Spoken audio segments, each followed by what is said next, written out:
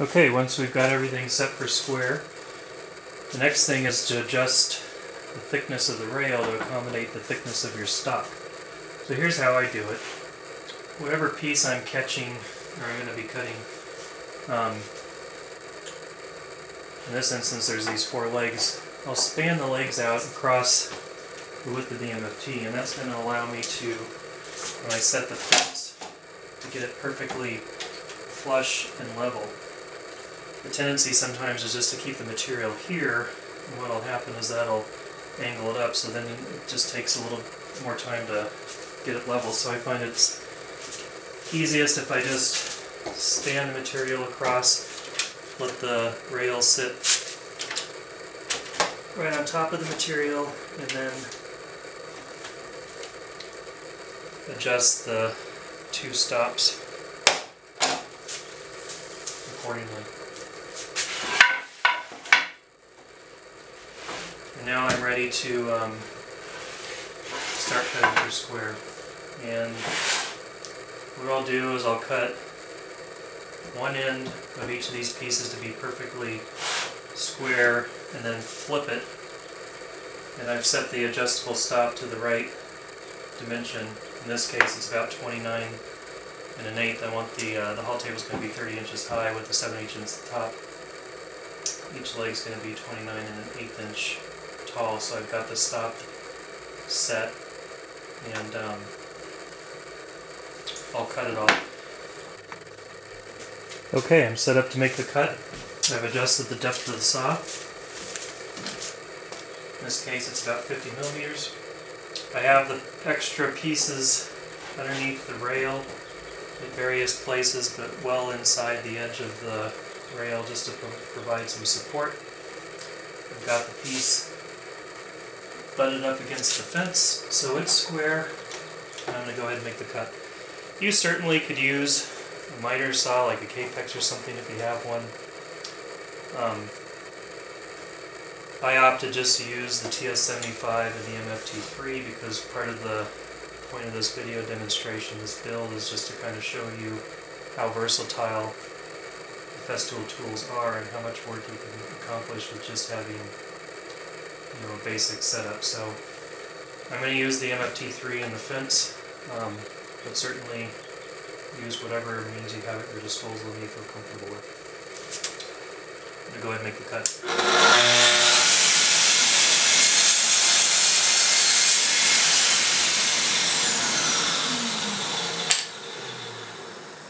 Very nice. No blade marks or scoring or anything. It's perfectly smooth.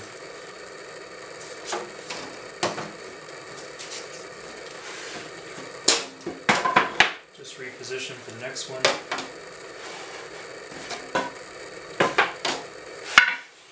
And again, it doesn't really matter where I cut these. I've got plenty of length. I'm just taking a look at the mill marks and seeing if I have any snipe or anything that I want to get rid of, because I certainly have the room to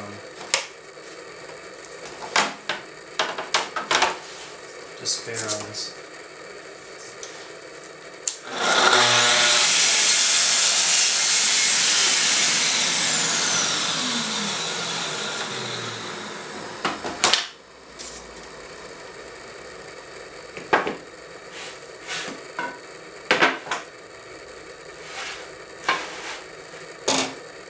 I always double check before I make the cut to make sure nothing's protruding on the side of the rail, especially if I'm using other material for support.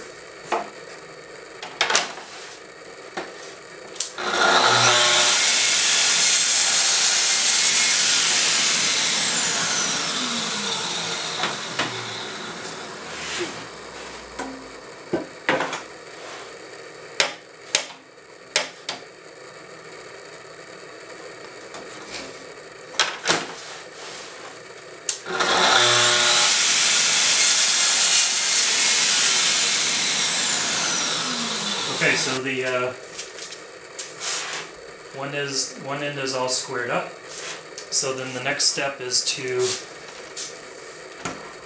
cut them all to length. And what I like to do, as I said before, because I want to reference off of the same face, so I'm just going to flip these 180 degrees.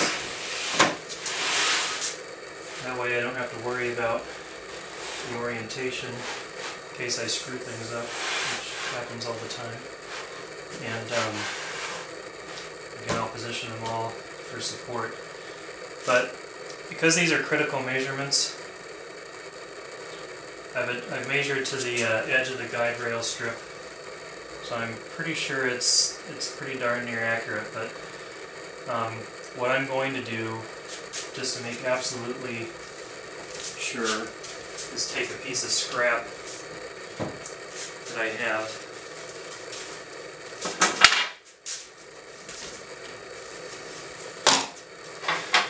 just like I did with the leg pieces. I'll square one in real quick, and then I'm going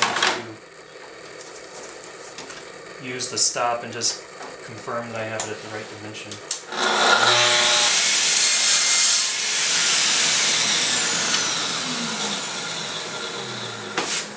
And again, just flip it 180 degrees.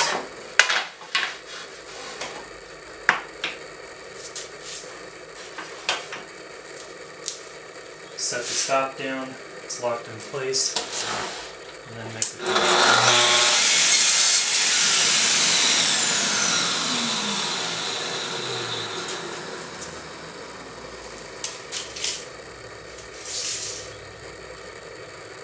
29 1/8, perfect.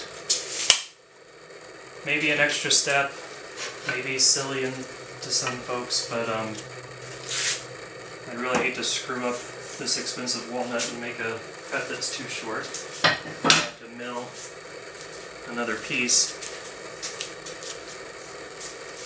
which I've been known to do before, so I've found over the years it just makes better sense to measure a couple times, make a couple test pieces, and just confirm everything before you cut everything out.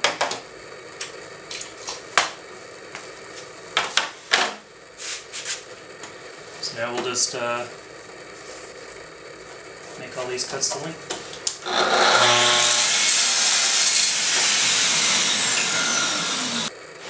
There they are, the legs are all square and the proper length. So the next step for me is to cut the stretchers to the proper length using the same method as I did for the legs, and then we'll be ready to start the joinery.